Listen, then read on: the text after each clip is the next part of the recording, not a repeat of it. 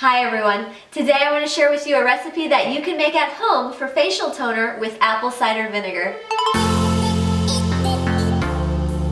Now, apple cider vinegar is really the key ingredient here. It's a perfect alpha hydroxy acid and it's really been a game changer for my natural skincare routine. Apple cider vinegar is something you can make at home by fermenting apples, but it's also pretty easy to find at the stores. If you are going to buy some in the store, make sure that it comes in dark glass like this, that it is organic and raw or unpasteurized, unfiltered, and with the mother. One of the cool things about apple cider vinegar is it's kind of exfoliating because it has a way of dissolving the dead skin cells on your face. Now, I've been using this for a while, but when I first came to Japan, I wasn't able to find any here. So for about 6 months, I had to stop using it, and I started to notice some blackheads, clogged pores in these areas on my face. And when I finally found some again, within a week of using this toner, that totally went away and my skin's very clear. The easiest way to make this recipe, and the way that I used for the first year and a half of trying this product, is to simply dilute apple cider vinegar and filtered water. Now, if you're just starting out with apple cider vinegar or you have sensitive skin, I would do a 1:4 ratio. That's 1 part apple cider vinegar and 4 parts water. You can do a 1:3 ratio for normal skin, and even try 1:2 or 1:1 for really oily skin, but I would definitely build myself up to that level to see how your skin reacts to the vinegar. This shouldn't really be stinging or irritating your face when you use it, so if it is, you probably use too much vinegar too fast, and I would dilute your toner a little bit more before I continued using it. So apple cider vinegar and water is really all you need to start seeing some great results with this toner. I am going to talk about some other things you can add in, but I just want to stress that it's not necessary, and like I said, I've used this recipe for years without these things, so you might just want to try it that way first and then experiment with a little bit more later. So it was actually my sister that recommended to me at some point to include vegetable glycerin. Glycerin is a humectant, which means that it attracts water, so in that sense it can be very moisturizing. A little bit goes a long way, so in a container of this size I would only add about a teaspoon and no more.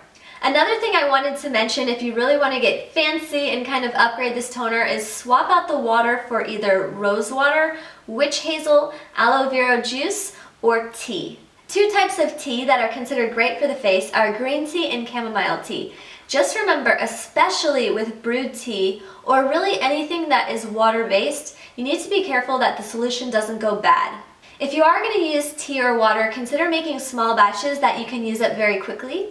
Some people like to store it in the fridge or add certain natural preservatives. A couple natural preservatives you could consider adding to this would be vitamin E oil, rosemary, or grapefruit seed extract.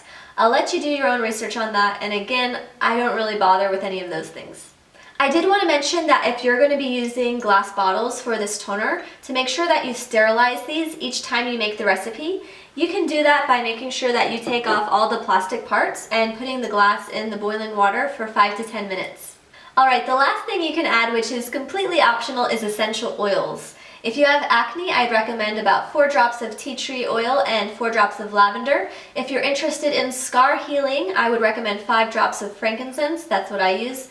Or if you're looking for something just very calming and soothing, then you can use chamomile essential oils. There's many other essential oils out there, so whatever you use, just be careful with the dosing. Make sure this is a 1% dilution, which is roughly about 6 drops per ounce of toner that you're making. And of course, looking up the exact profile of the type of essential oil that you want to use in your toner is very important when you're considering dosing as well.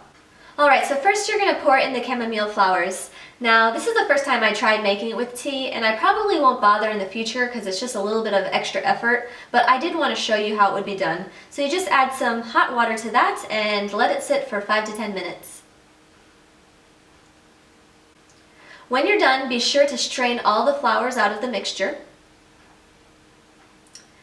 Then you can grab some apple cider vinegar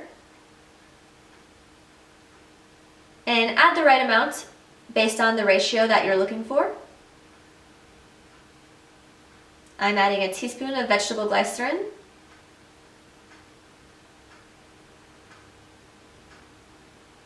giving it a little mix, and now I'm going to add some frankincense.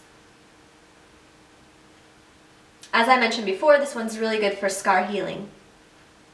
Now, depending how you like to apply your toner, there's different types of bottles you can use. I show a few of them here. I like to just spray it on. So I'm just going to pour that into the spray bottle and give it a nice shake.